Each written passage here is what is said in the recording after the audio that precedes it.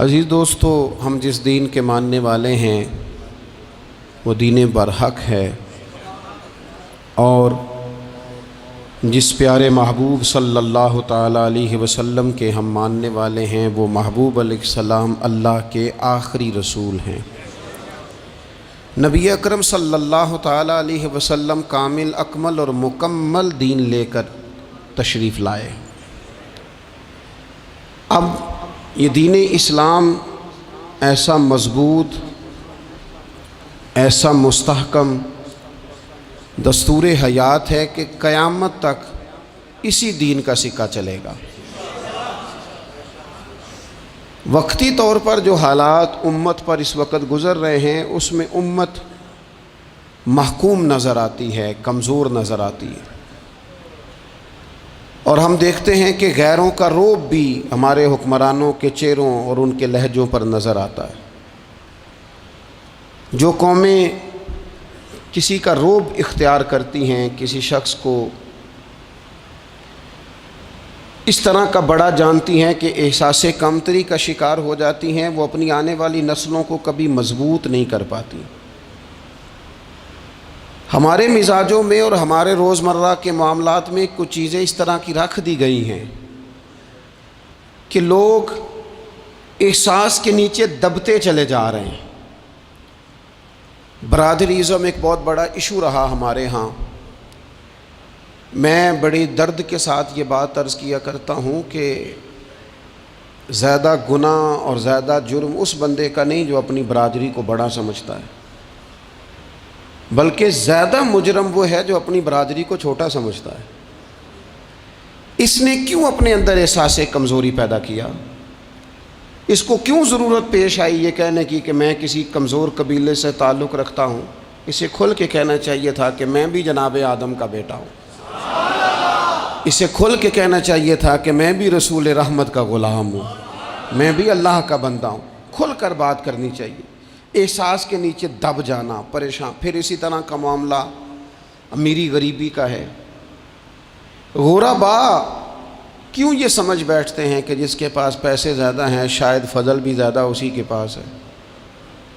کیوں اس احساس سے باہر نہیں آتے؟ اگر دولت بہت اعلیٰ ہوتی نا اور بڑی ہی قیمتی ہوتی تو سب سے زیادہ سیدہ فاطمہ زہرا کے گھر میں ہوتی، سب سے زیادہ تجوریاں سیدہ عائشہ صدیقہ کے پاس ہوتی، لیکن یہ زیادہ قیمتی نہیں تھی، اس لیے دروازہ رسول پہ بھی نہیں تھی۔ تو اسی طرح کا معاملہ کچھ لوگوں کا ہے۔ میں نے اپنی زندگی میں یہ دیکھا ہے کہ مذہبی ماحول سے وابستہ لوگ کئی دفعہ بڑے پریشان ہو جاتے ہیں کہ میں تو مولوی صاحب ہوں، اور محلے کا مولوی بنا کے جب کسی کو رکھا جاتا ہے تو بیچارہ ویسے بھی پریشان ہو جاتا ہے۔ اس کی ذمہ داری ہوتی ہے کہ تو نے وقت پہ جنازہ پڑھانا ہے، ٹائم پہ کول پہ آ جانا، 10ویں پہ وقت پہ پہنچنا، غیر حاضر نہ ہونا۔ کچھ جگہوں پہ یہ بھی رواج ہے کہ جناب آپ کو 7 دن اور 10 دن مسلسل بیٹھنا ہے اور پڑھائی کرنی ہے۔ وہ آہستہ آہستہ آہستہ آہستہ بچے احساس کا شکار، یعنی قرآن شریف پڑھنے والے بچے اور کتاب و سنت کی تعلیم حاصل کرنے والے بچے، لیکن انہیں یہ کہا جاتا ہے کہ چلو فلانی جگہ قرآن پاک پڑھنے چلتے، قرآن پڑھنے جا رہے ہیں۔ قرآن انقلاب کی کتاب ہے، قرآن بندے کو عروج دیتا ہے، لیکن ان بچوں کی ذہنی ساخت یہ بنائی جا رہی ہے کہ چلو قرآن پاک پڑھنے چلتے ہیں، وہاں بریانی ملے گی کھانے کو، گوشت ملے گا کھانے کو۔ شکایت ہے مجھے یا رب خدا بندان مکتب سے، سبق شاہی ہے بچوں کو دے رہے ہیں خاک بازی کا۔ اتنی چھوٹی جب آپ کسی کی سوچ بنا دیتے ہیں تو پھر وہ آپ کہیں کہ وہ انقلاب برپا کرے، وہ کوئی بڑا کارنامہ سر انجام دے، یہ ہوتا نہیں، ممکن نہیں ہوتا۔ جب آپ آہستہ آہستہ کر کے احساس کمزوری کے نیچے دبتے چلے جاتے ہیں، دبتے، حالات خراب ہو جاتے ہیں۔ ہمارے بزرگ ہمیں کہا کرتے تھے کہ مولوی ہونا کوئی تانا ہے، اور ہم نے حالات بدلتے دیکھے۔ ایک ٹائم ایسا تھا کہ مولوی ہونا لوگ تانا سمجھتے تھے، ہمیں بھی کہا مولوی صاحب ادھر آئیں۔ آپ کو دیانتداری سے کہتا ہوں ہم نے وہ دور بھی انجوائے کر کے گزارا ہے ਜੇ ਕਿਸੇ ਇੱਕ ਵਾਰੀ ਮੌਲਵੀ ਆਖਿਆ ਤਾਂ ਉਹਨੂੰ ਆਖੇ ਯਾਰ ਇਹ ਕੋਈ ਪਰੇਸ਼ਾਨੀ ਵਾਲੀ ਗੱਲ ਹੈ, ਸ਼ੁਕਰ ਹੈ ਅਸੀਂ ਮੌਲਵੀ ਹਾਂ, یہ کوئی پریشانی ہے, آپ کیوں پریشان ہو گئے؟ مولوی کسی تانے مینے کا نام ہے. اور پھر وہ جو کل تک کہہ رہا تھا نا کہ او ہو تسی تو مولوی بن گئے ہو, پھر ہم نے وہ دور بھی دیکھا, اس نے کہا یار 2 منٹ کھڑا ہو تیرے ساتھ تصویر بنانی ہے. وہ دور بھی دیکھا, یہ دور بھی دیکھا. تھوڑا سا نا اپنی زندگی کے اندر خودداری, عزت نفس, وقار. اسلام عروج دیتا ہے بندے کو. مسلمان تیزی سے دبتے چلے جاتے ہیں. ملک شام کا بندہ آ گیا حضرت عمر کو ملنے, اس نے آتے ہی پوچھا تمہارے بادشاہ کا محل کہاں؟ انہوں نے کہا جی ہمارے بادشاہ کا محل نہیں ہوتا. ہمارے ہاں لوگوں نے سمجھ لیا نا کہ روب شاید کپڑوں کا ہوتا ہے, روب شاید گاڑیوں کا ہوتا ہے, بنگلوں کا ہوتا ہے, بہت بڑی کوٹھی کا روب ہوتا ہے. اور نہیں بھائی, روب تو بندے کے کردار کا ہوتا ہے, اس کے افکار کا روب ہوتا ہے. روب اس کے اونچے خیالات کا ہوتا ہے. کہاں ہے آپ کے بادشاہ کا محل؟ تو نے کہا محل شہل تو کوئی نہیں, مسجد میں ہوں گے امیر المومنین. بندہ کہتا ہے میں سوچ میں پڑ گیا کہ جس کے نام سے میرا بادشاہ کانپتا ہے وہ مسجد میں ہوگا. گن مین ہی کوئی نہیں, ہٹو بچو ہی کوئی نہیں, ادھر ادھر ہی کوئی نہیں, پہرے دار ہی کوئی نہیں. مسجد میں جا کے پوچھا جناب عمر, کہنے لگے ادھر ہی تھے. کدھر ہیں بھئی حضرت؟ وہ کدھر ہیں بھئی؟ ادھر ہی تھے. کہنے لگا, میں حیران ہو گیا کہ یہ بادشاہ کی بات ہو رہی ہے.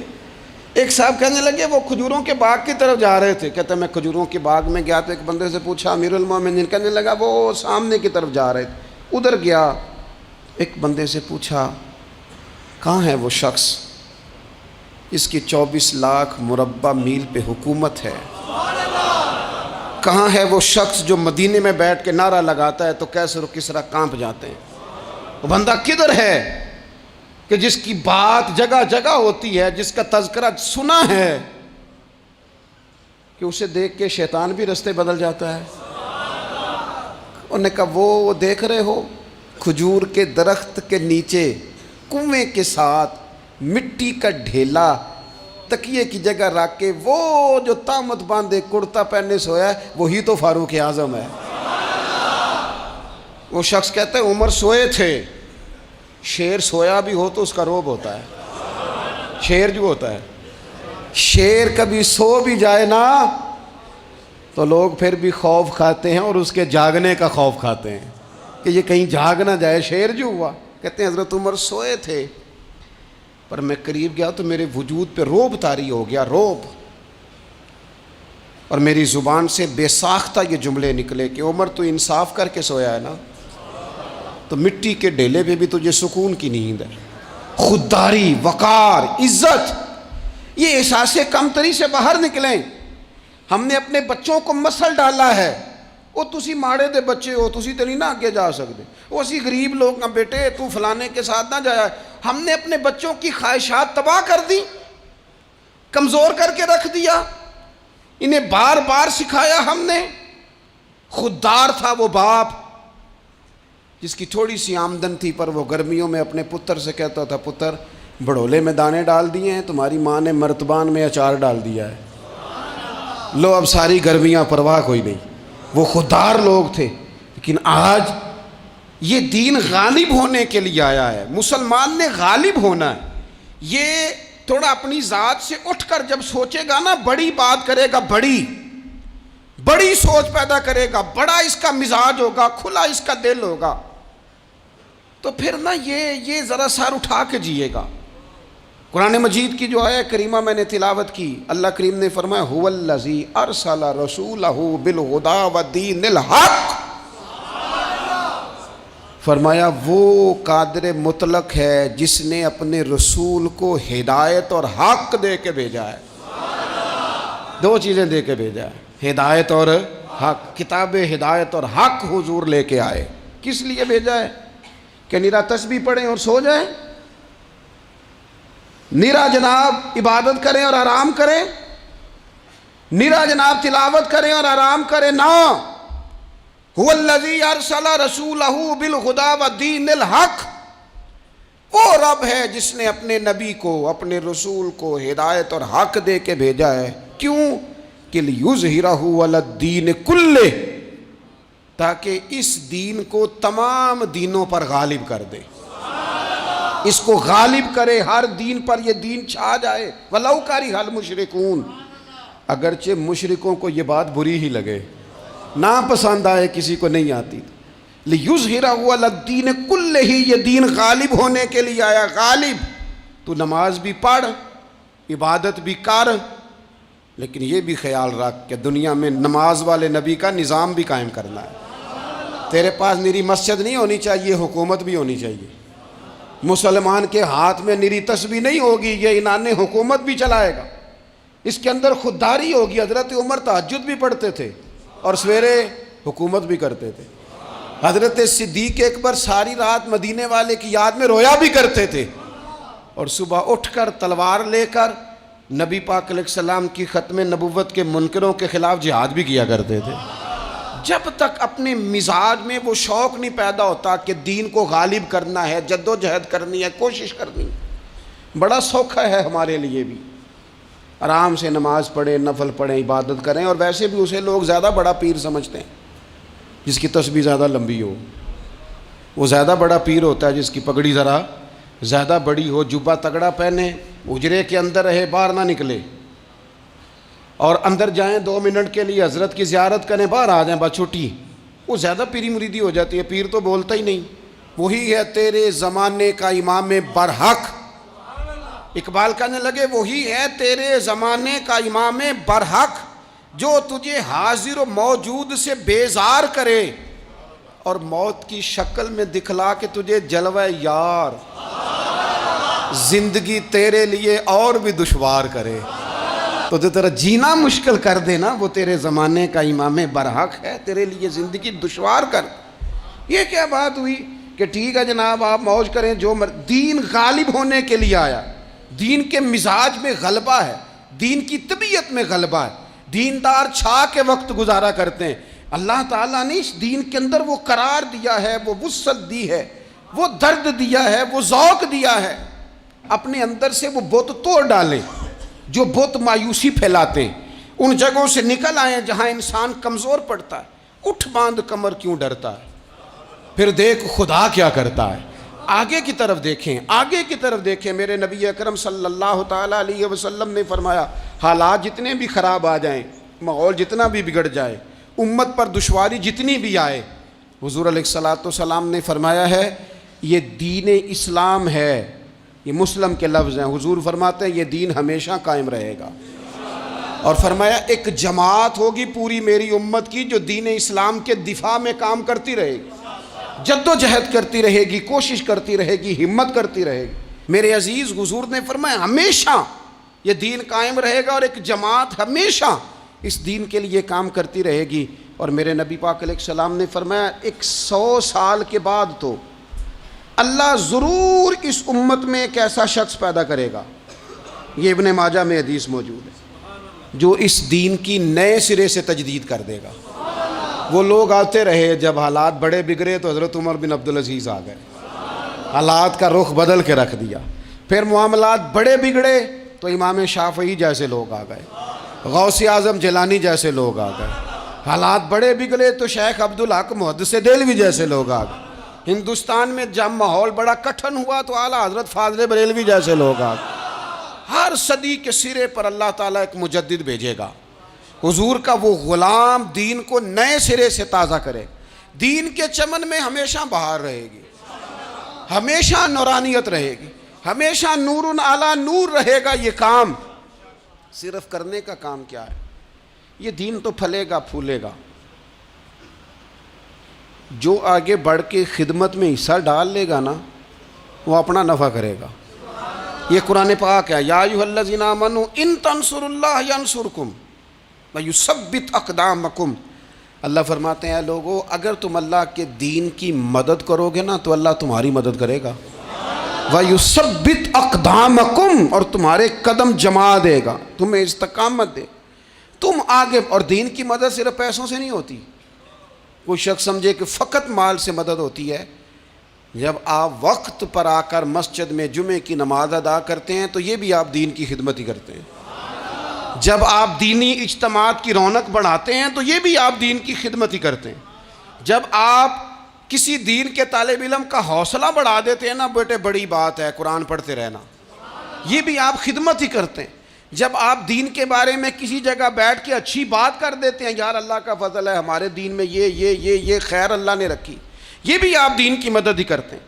آپ کسی بھی جگہ کسی بھی حوالے سے دین کے لیے کوئی بھی پیغام دیتے ہیں، کوئی بھی بات کرتے ہیں، تو آپ دین کی یہ ساری خدمات دینیاں ہیں، یہ سارا درد ہے، یہ سارا ذوق ہے۔ ہم اپنا اپنا حصہ جس طرح بھی ملا سکیں دین کی حمایت میں، دین کی مدد میں۔ جہاں کوئی ایسی بات ہو رہی ہو وہاں ہم دفاع کے لیے کھڑے ہو جائیں۔ ہر شخص اپنے اپنے مقام پر دینی ابلاغ میں، دین کی تبلیغ میں اپنا کردار ادا کرے۔ ایک جملہ کوئی بول دے نا رسول پاک کے دین کی مدد میں، ایک جملہ، یعنی کسی کو صرف اتنا کہہ دینا کہ یار تو اپنے بیٹے کو، تیرے 5 بیٹے ہیں، ایک کو قرآن مجید کا عالم ہی بنا دے، تو کہہ کے چلا گیا اور تو تیری وجہ تجھے خبر بھی نہیں کہ شاید اس نے تیری وجہ سے اسے داخل کرایا ہے، لیکن وہ اگر آ گیا پڑھ گیا تو دیکھ تجھے اجر اللہ کتنا عطا فرمائے۔ آدھا جملہ بول کے دین کے معاملے میں معاون بنے، کوئی خیر کا لفظ بول کے معاون بنے۔ ہم نہ ہمت نہیں کرتے، ہم کہتے ہیں وہ فلانا کرے گا، بڑا آدمی کرے گا، مولانا کریں گے، پیر صاحب کریں گے، اپنا اپنا حصہ، اپنی اپنی خیر۔ حضرت عمر نے بھی بڑا کام کیا ہے دین کی خدمت میں، پر سیدنا بلال کی خدمت کا کوئی انکار کر سکتا ہے؟ ڈیوٹی حضرت صدیق اکبر کی بھی زیادہ ہے، پر جناب سلمان فارسی کی خدمت کا انکار کیا جا سکتا ہے؟ ہر ایک نے کام کیا، ہر نقطے کا اپنا عروج ہے، اپنی اور یہ دین غالب ہوگا، غالب۔ یہ مت سمجھیں تھوڑے سے حالات کمزور آئے ہیں اور تھوڑا سا مسلمان محکوم ہوئے ہیں مالی طور، اپنی کوتاہیوں کی وجہ سے ہوئے، اپنی غلطیوں کی وجہ سے ہوئے، اپنے اعمال کے سبب ہوئے، تو ڈر ڈر کے نہ جئیں۔ نبی پاک صلی اللہ تعالی علیہ وسلم سفر پہ تشریف لے گئے، حضور علیہ السلام کی عادت کریمہ تھی جب سفر پہ جاتے تھے تو سب سے آخر میں ساری تیاری کر کے سامان سمیٹ کے سب سے آخر میں سیدہ فاطمہ الزہرا سے ملتے، پھر سفر شروع ہوتا، اور جب حضور واپس آتے تو سب سے پہلے سیدہ فاطمہ سے ملتے رضی اللہ تعالیٰ۔ حضور کافی دنوں کے بعد سفر سے واپس آئے، لمبا سفر تھا، سیدہ فاطمہ الزہرا رضی اللہ تعالیٰ عنہ سے ملنے گئے۔ نبی پاک صلی اللہ تعالیٰ علیہ وسلم کا چہرہ نور دیکھ کے تو سیدہ فاطمہ تڑپ کے روئیں، رو پڑی۔ حضور نے فرمایا فاطمہ کیا ہوا؟ عرض کرنے لگے یا رسول اللہ تھکاوٹ کے اثرات میں آپ کے چہرے پہ دیکھ رہی، اور حضور کپڑے یوں لگتا ہے بڑے پرانے پہنے ہوئے ہیں آپ نے، حضور اتنی مشقت کیوں کرتے ہیں آپ، اتنی محنت، اتنی جدوجہد؟ تو حضرت فاطمہ الزہرا فرماتی ہیں حضور نے مجھے تھپکی دی اور فرمایا فاطمہ رو نہ۔ اور یہاں وہ بعض لوگ ہوتے ہیں نا جو ہم نے دیکھا ہے، ہمارے ہاں اس طرح ہوتا ہے کہ وہ کوئی اس طرح کی بات کرے تو وہ زیادہ رونے لگ جاتے ہیں، کیا کریں، بڑے مسائل ہیں، بڑی مشقت ہے، کرنا پڑتا ہے، لوگ اور زیادہ۔ لیکن نبی پاک علیہ السلام نے سوچوں کو نیا زاویہ دیا، خیالات کو نیا رخ دیا، اس بات کو ایک نیا انداز سوچنے کا فراہم کیا۔ حضور فرمانے لگے فاطمہ رو نہ، تیرے باپ کو اللہ نے اعلیٰ مقاصد کے لیے دنیا میں مبعوث فرمایا۔ حضور فرمانے لگے فاطمہ کوئی گھر کچا، کوئی پکا، کوئی خیمہ ایسا نہیں بچے گا جہاں اللہ دین اسلام کو پہنچا نہیں دے گا۔ اور فرمایا فاطمہ یاد رکھنا جس طرح رات چھا جاتی ہے نا، محمد عربی کا دین بھی چھا جائے گا، یہ چھا جائے گا دین، جس طرح رات چھا جاتی ہے یہ دین بھی چھا جائے گا۔ اور پھر دین چھا گیا، جگہ جگہ چھا گیا، یورپ میں بھی اذانیں پڑھی جانے لگی، امریکہ اور افریقہ میں بھی قرآن پڑھا جانے لگا، جگہ جگہ جگہ جگہ رسول اللہ صلی اللہ علیہ وسلم کے دین کی بات ہونے لگی۔ کہا فاطمہ کار کچا ہو یا پکا ہو، خیمہ ہو، ہر جگہ یہ دین پہنچے گا، اور دین پہنچا۔ دوستو کمزوری وقتی طور پر ہے، حالات وقتی طور پر ہیں، مسلمانوں نہ گھبراؤ، خدا کی شان باقی ہے۔ یہ دین فطرت ہے، یہ دین اپنی حقانیت کی وجہ سے پھیل رہا ہے، کسی کا محتاج نہ یہ کسی کے زور لگانے۔ مسلمانوں نہ گھبراؤ، خدا کی شان باقی ہے، ابھی اسلام زندہ ہے، ابھی قرآن باقی ہے۔ یہ کافر کیا سمجھتے ہیں جو ہم سے روز الجھتے ہیں؟ ابھی تو کربلا کا آخری میدان باقی ہے، ابھی تو آخری میدان لگے گا میدان کربلا میں، اور فکر حسینی کے علم بردار میدان میں نکلیں گے، یزیدی سوچوں سے ٹکرائیں گے، اور بڑے سینے تیار ہیں جو اس کے لیے پوری جدوجہد کریں گے۔ ابھی تو کربلا کا آخری میدان باقی ہے۔ اپنی زندگی کے اندر قوت ارادی پیدا کریں، کچھ کر لینے کی ٹھان اپنے مزاج میں پیدا کریں۔ کمزوری آ جاتی۔ عدی بن حاتم جو تھے نا، یہ حاتم تائی کے بیٹے تھے، بادشاہ کا بیٹا تھا، زمانہ بڑا دیکھا تھا، بڑے بڑے وزیروں مشیروں، ساری زندگی اعلیٰ سطحی وفود سے ملاقات ہوئی۔ عدی حضور کی بارگاہ میں آئے، مسند امام احمد بن حنبل میں موجود۔ تو اسلام پر ابھی غربت کا دور تھا، چند لوگ مسلمان ہوئے تھے۔ نبی پاک علیہ السلام نے فرمایا عدی کلمہ پڑھ لو۔ تو عدی کہنے لگے میں تو پہلے ہی ایک دین کا ماننے والا ہوں۔ حضور فرمانے لگے جس دین کے تم ماننے والے ہو اس دین کو میں تم سے زیادہ جانتا ہوں۔ حضور فرمانے لگے جس دین کے تم ماننے والے ہو اس میں کیا یہ لکھا ہے کہ مال غنیمت کا چوتھا حصہ کھا جاؤ؟ کہنے لگے نہیں۔ تو فرمایا کھا کیوں جاتے ہو؟ عدی کہتے ہیں چونکہ یہ ہمارے اندر کی بات تھی بادشاہوں کی، تو میں نے فوراً سر تسلیم خم کر دیا، میں نے فوراً سر جھکا دیا، میں نے کہا آپ بات ٹھیک کر رہے ہیں۔ حضور فرمانے لگے اب اگلی بات بھی کروں یا رسول اللہ فرمائیے۔ فرمایا پتہ ہے تم دین کیوں نہیں قبول کر رہے؟ یہ بھی مجھے پتہ ہے۔ یا رسول اللہ کیوں؟ فرمایا تم دیکھتے ہو کہ دین کے ماننے والے غریب غریب لوگ ہیں، تم دیکھتے ہو کہ ابھی یہ کمزور ہیں، تم دیکھتے ہو کہ مکے والوں نے مدینہ طیبہ سے پریشان کر کے مسلمانوں کو نکال دیا ہے، یہ غریبی دیکھ کر بظاہر اسلام کی کمزوری دیکھ کر تم کلمہ نہیں پڑھ رہے؟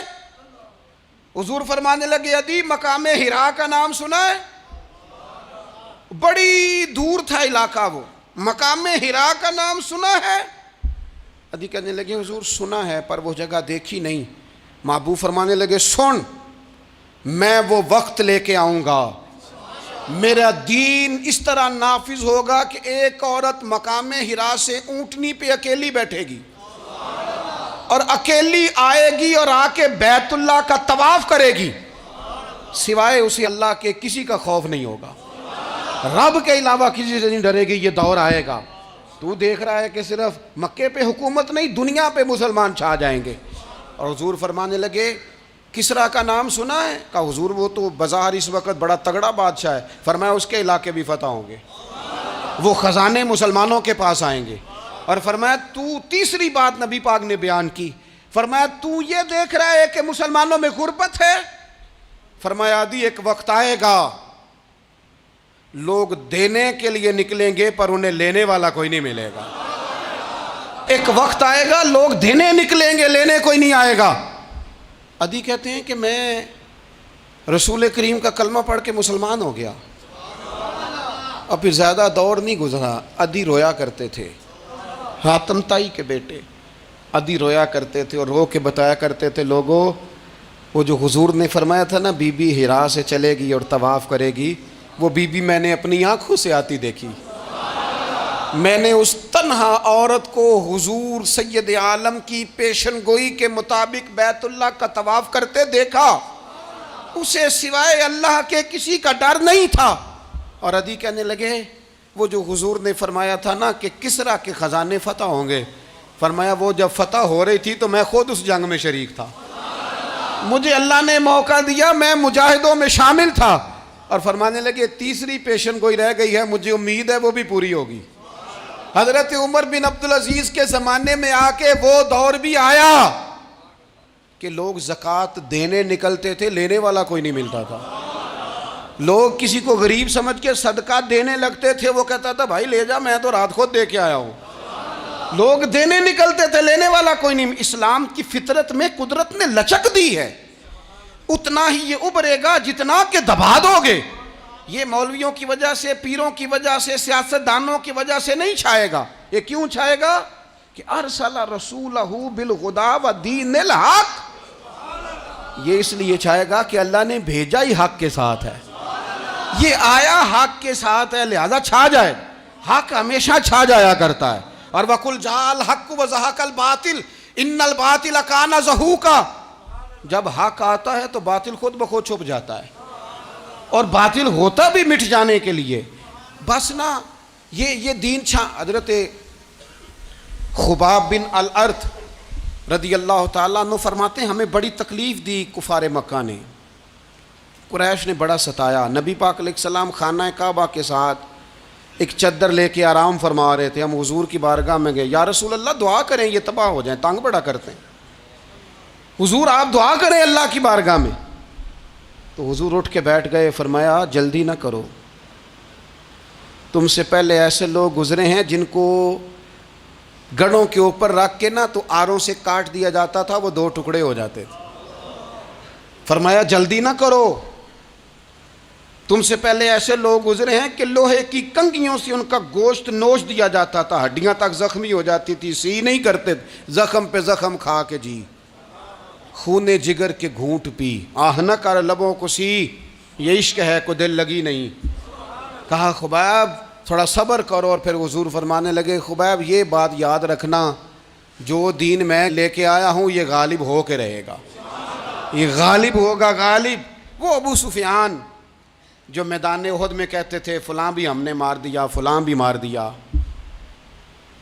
جب 10,000 کا لشکر لے کے نبی پاک گئے تھے نا دوبارہ واپس، 10 سالوں میں 3 لوگ لے کے حضور مکے سے آئے، اور 10,000 کا لشکر لے کے جب دوبارہ گئے نا، ابو سفیان کہنے لگے لڑنا ہی نہیں، کیونکہ جس شان سے معصوم آمنہ آئے ہیں لڑنے والی بات ہی کوئی نہیں، طاقت ہی نہیں، آنکھ نہیں ملا سکتے تو ہاتھ کیسے اٹھائیں گے۔ لیکن پتہ ہے حضور کا طریقہ کیا تھا؟ سیاہ امامہ تھا، اونٹنی پہ بیٹھے تھے، اور گردن محبوب نے اتنی جھکائی تھی کہ وہ اونٹنی کی گردن سے لگ رہی تھی، اس شان کے ساتھ حضور داخل ہوئے۔ اذا جاء نصر اللہ والفتح ورأیت الناس يدخلون فی دین اللہ افواجا۔ اپنے اندر نہ تھوڑی سی، آپ 24 گھنٹے دنیا کمائیں، کوئی منع نہیں کرتا، مال کمائیں، جائیدادیں بنائیں، حلال کمائیں، جتنا مرضی کمائیں، لیکن نہ کچھ تھوڑا سا اپنے آپ کو دین کے لیے، صرف مالی طور پر نہیں۔ ہمارے ہاں ایک بہت بڑا مسئلہ یہ بن گیا ہے کہ صرف مالی طور پر ہم سمجھتے ہیں دین کی مدد کر دیں۔ اگر آپ اپنے پتر کو نمازی بنا چکے ہیں تو ایک کام آپ نے دین کی خدمت کا کر لیا۔ اگر آپ کی بیٹی پردے کی عادی ہو گئی ہے تو آپ نے دین کی خدمت میں ایک حصہ ڈال لیا ہے۔ اگر آپ کے گھر کے اندر آپ ان ساری چیزوں کو بین کرنے میں کامیاب ہو گئے، یا ایھا الذین آمنوا قوا انفسکم واہلیکم نارا، ایمان والو خود بھی دوزخ سے بچو، اپنے اہل خانہ کو بھی بچاؤ۔ اگر فحاشی اور ریانی کا رستہ آپ نے اپنے دروازے کے باہر روک دیا ہے تو آپ نے دین کی خدمت کر لی ہے۔ اگر آپ اپنے دوستوں کو نمازی بنانے میں کامیاب ہو گئے، اگر آپ چند لوگوں کو قرآن پڑھانے میں کامیاب ہوئے ہیں، تو پھر کچھ نہ کچھ حصہ آپ نے دین میں شامل کیا ہے۔ کرنے کا کام یہ ہے کہ اپنا اپنا حصہ اپنی اپنی خیر دین میں ملائیں، جدوجہد کریں، کوشش کریں۔ 2 جملے بول کر، جب کوئی بندہ کہہ رہا ہو نا جی بڑا مشکل ہے دین پہ عمل کرنا، تو اسے کہیں دین پہ ہی چلنا تو آسان ہے، دین پہ چلنا ہی تو آسان ہے۔ جب بڑی دین مخالف باتیں ہو رہی ہوں تو وہاں ساری برادری کٹھی بیٹھی ہے نا، بچے کے دن رکھے جا رہے ہیں، تو میں دین کی خدمت بتا رہا ہوں کیا کیا کرنی ہے۔ بیٹے کے دن طے ہو رہے ہیں تو کوئی کہتا ہے کہ ماموں کو منا لو ناراض ہے، چچا کو منا لو ناراض ہے۔ یہ میں اپنا درد دل آپ کے سامنے رکھ رہا ہوں۔ دین کی خدمت یہ ہے کہ ایک بندہ بیچ میں سے بولے، وہ کہے او شادی میں کوئی غیر شرعی کام نہ کرنا، سب کو منا رہے ہو تو کہیں رب رسول کو ناراض نہ کر لینا۔ یہ تیری دین کے لیے خدمت ہو جائے گی، یہ تیری دین کے لیے خدمت ہو جائے گی۔ وہ جس شخص نے جاتے جاتے رستے میں کہا تھا نا حضرت عبداللہ مزنی کو کہ میں ایک مدینے میں چاند چڑھا دیکھ کے آیا ہوں کہ جس کے قریب سے جو گزرتا ہے اسے بھی نور ملتا ہے، تو اس کی ایک بات گھر کر گئی، جناب عبداللہ مزنی مدینے والے کے عاشق ہو گئے۔ آپ کہہ دیں بات پھیل جائے گی، اللہ اسے پھیلا دے گا۔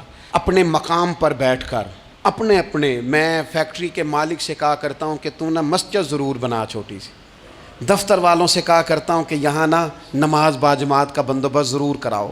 میں کہتا ہوں یہ سارے دین کے کام ہیں۔ آپ اپنے حلقہ اثر میں کہیں یہاں نماز باجماعت ہوگی، یہاں سویرے آتے ہی پہلے تلاوت ہوگی، یہاں پہلے قصیدہ بردہ شریف، آپ کوئی خیر کے کام میں اپنا حصہ ڈالتے رہیں، انشاءاللہ یہیں سے چنگاریاں بنیں گی، یہیں سے انقلاب برپا ہوگا۔ اور امام جعفر صادق کے قول پر اپنی بات سمیٹوں گا. کسی نے کہا تھا میں دین کی تبلیغ کرنا چاہتا ہوں, تو فرمانے لگے سوکھا حال ہے, تو دین پہ عمل کرنا شروع کر دے. دین کی تبلیغ ہونی شروع ہو گئی, عمل کر.